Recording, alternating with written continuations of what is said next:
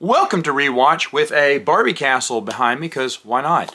We are getting to the fun stuff now. This is the Ewok movies. These are movies that I grew up watching all the time. My dad taped them on Betamax when they originally came out. I watched them the night they came out. I remember explicitly watching them for the first time and then seeing them for several years after that. So when I talk about the Ewok adventure, which is now titled The Caravan of Courage, I want to tell you, this was a huge part of my childhood. Of course, everyone loved Star Wars. We were kids back then. George Lucas wanted to sell more space teddy bears to kids, so he decided to make more Ewok movies, and why not? Now, this was always known to me as the Ewok Adventure. Later on, when it came out in DVD, it was Caravan of Courage, and I think it got a release overseas as the Caravan of Courage, but that wasn't something that I knew it by growing up. It was always Ewok Adventure to me. Originally, it was supposed to be titled the Ewok Holiday Special, but Lucas had some bad taste in his mouth because 5 years earlier, the Star Wars Holiday Special did not go well. In fact, Lucas had a lot more involvement in these Ewok movies because of the Holiday Special, which I'll talk about at another time. But I just want to talk about this first movie here and what it all meant. I really do love these movies. I think they're charming. I think they're great. I know there's some people who just don't like them, and that's fine, but I think for a TV movie, they did an excellent job here. For instance, the opening scene where you see the Gorax for the first time, that is menacing. When I was a kid, I had nightmares over that. I thought the Gorax was extremely scary. Peter Bernstein's score is excellent, excellent. I have the CD, and I think you can find the music online. But the Ewok soundtrack is, the Ewok movies soundtrack, even though it's an abridged version, is really good. And watching this movie again, I knew it line by line. Even the Ewok lines that they speak in Ewokese, if that's what the title of their language is. I even knew those. I had seen this movie so many times. And I also love that in this movie, you do have a narrator. It kind of tells you what's going on, but at the same time, the scenes with just the Ewoks, you don't need dialogue. You don't need subtitles. You kind of know the feel of what's going on in every scene. And that is attributed to the good acting, I believe, too, in the story direction. So you don't even need to know what the Ewoks are really saying. You get the gist of it. Now, I do wish there was a novel, of this, a novelization of the movie, to kind of explain a few things, like where were the kids? The kids are missing at the very beginning, only to find that Mace comes back and Sindel's been hiding inside the Star Cruiser. Okay, but where were they when their parents were out looking for them? Now, it said that they went out, I think they went out looking for their parents. I couldn't find a solid excuse there. Also things like, how did they crash there? How did Sindel get sick? I think a novelization of the movie, and it would have sold like hotcakes too back in the day, but I think that would have helped explain a few things, like why did the Gorax keep them in that cage? Was he going to eat them later? Did he not know? Obviously, he'd never seen humans before, so because they're not native to Endor, so he was holding them looking at it, but I guess he was eventually going to eat them, right? I would assume so. That was what we were led to believe. Either way, though, it appears the Ewoks understand basic, because sometimes when Mace talks, they go, they agree with him, or they know what he's talking about, and they'll give their version of what medicine means, or food, or whatnot. And I always thought when I grew up watching this, that these happened after Return of the Jedi. These actually take place before Return of the Jedi, and that was kind of confusing. Now, of course, Logray looks a little bit different. They couldn't remember what Logray was, which Ewok was Logray in the movie, I guess, and so Logray has a different look here. It's a darker looking Ewok than a lighter shade brown that we see in the movie. However, it had a bunch of the returning dwarves that played the Ewoks in Return of the Jedi. They came back in reprisal of other Ewok roles. Of course, Warwick Davis came back as Wicket.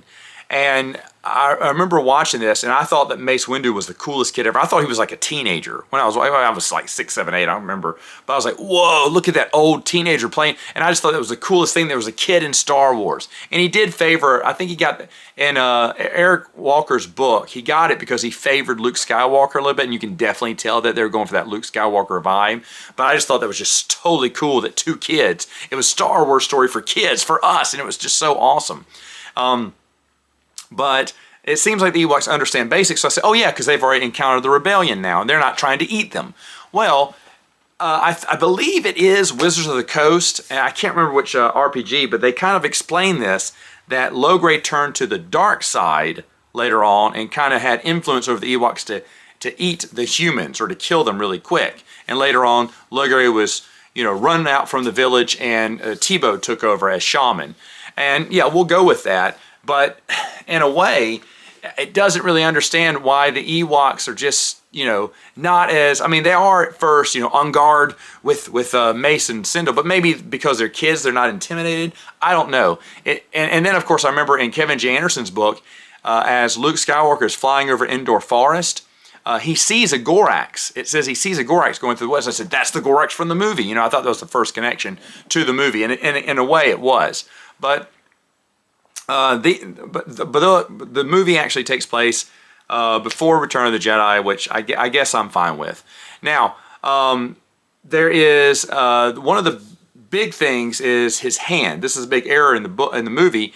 He sticks his, I believe it's his right arm into the tree trunk, but then it's his left hand that gets treated. And you're like, oh no, what a big mistake. Well, Eric Walker in his book goes, that was no mistake. That was a reshoot you saw, and they forgot which hand I used. Because in the original one, he shows a picture of it where he is encountering a flower. And in that hand, it was his left hand, not his right hand, that got injured. But when they did the reshoot on it, it was his right hand. They just forgot about it. Which, it's a TV movie. Those mistakes can be made. Now, to Eric Walker's credit, and I heard this from a lot of the cast, for both movies, George Lucas was on the set daily, giving notes to the acting, to the lines, looking at the script, setting up the shots, answering questions about costumes and background and setting and stuff. And that's really because he was wary. He did not want another failure like Holiday Special, which he hated. So he didn't want anyone to mess up this new TV movie here. And so he took a lot of special interest. In fact, Eric Walker even says in his book that George Lucas, to help out the directors, shot some scenes and helped out in the editing room with them. So he even filmed some of it. In fact, he said, Eric Walker in his book says, I was being directed in a reshoot with George Lucas. I thought, wow, the greatest director of our time. Of course you'd be excited as a kid, taking direction from the guy who directed the Star Wars trilogy, that you really loved.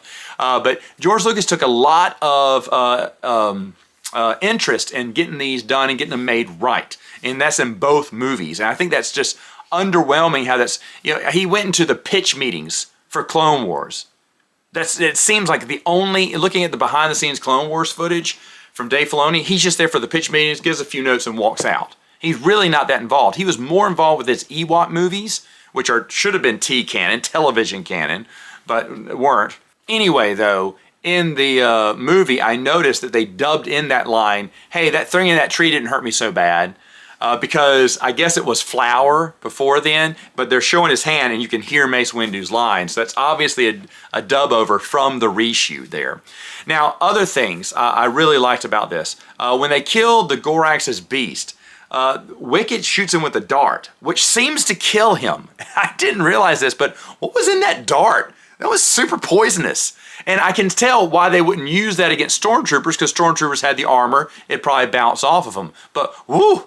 Oh, Ewoks got some dangerous weapons there.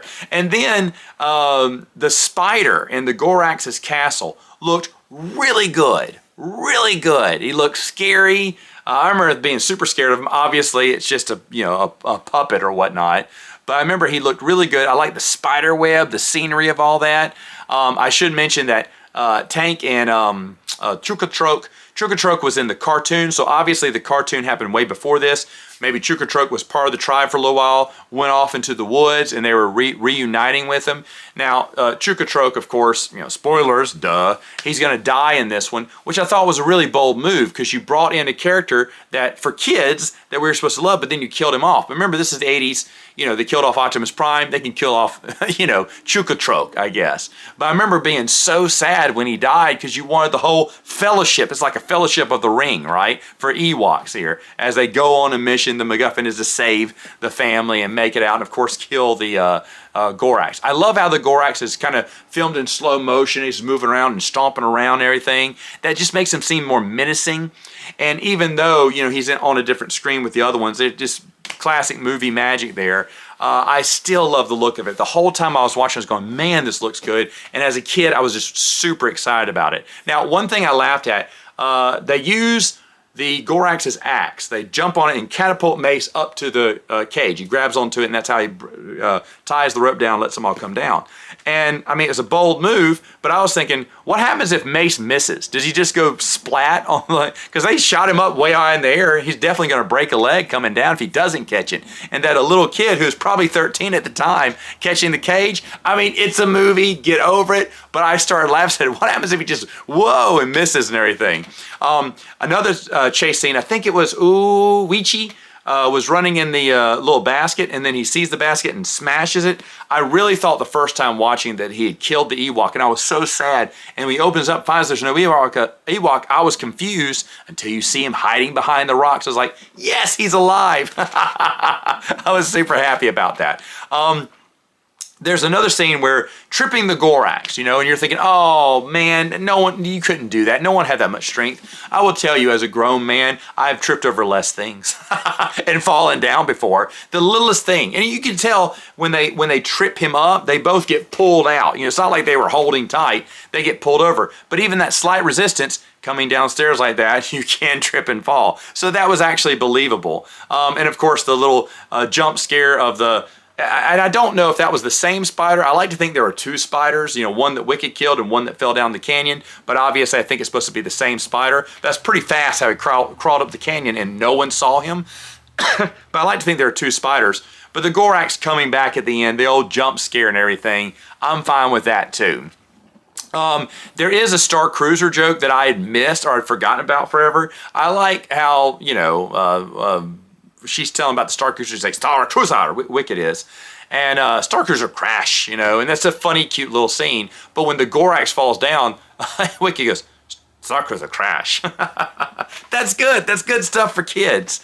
Now, there is a reason why the Ewoks are on the ground, and I don't recall where I got this from. I think it was Kevin J. Anderson's Illustrated Universe, where he talks about once a year, a family of Ewoks is dedicated to live on the ground surface to help do something, to sanctify the trees, or some honored tradition where certain of them get down from the trees. Now, we do see Ewoks in their tree houses here, but of course, production-wise, they put them on the floor. It was easier. But Kevin J. Anderson, I believe it was his book that makes an excuse for why Deej and his family were on the ground, which I'm totally for. That's totally fine. Of course, it ends on a happy ending, where you find that peace, love, and whatever are the strongest forces in the galaxy, and that's nice. Ends on a happy ending. We all love that. For me, overall, I love the Ewok Adventure. I think it's great. I would have loved to have seen it overseas in theaters. If they'd have brought that thing out in theaters in the U.S., I promise you, I would have seen it at least once, hopefully 3 times. My dad probably only would have seen it once, though. But we love this movie coming out. When it came out, I believe it was ABC. It was their movie night special, and we watched it that night, and I was just so excited. And Dad had the foresight to tape it on Betamax, like I said, and we watched that thing until that Betamax died. So it was excellent. But let me know in the comments, what do you think about an Ewok Adventure, and I will see you next time.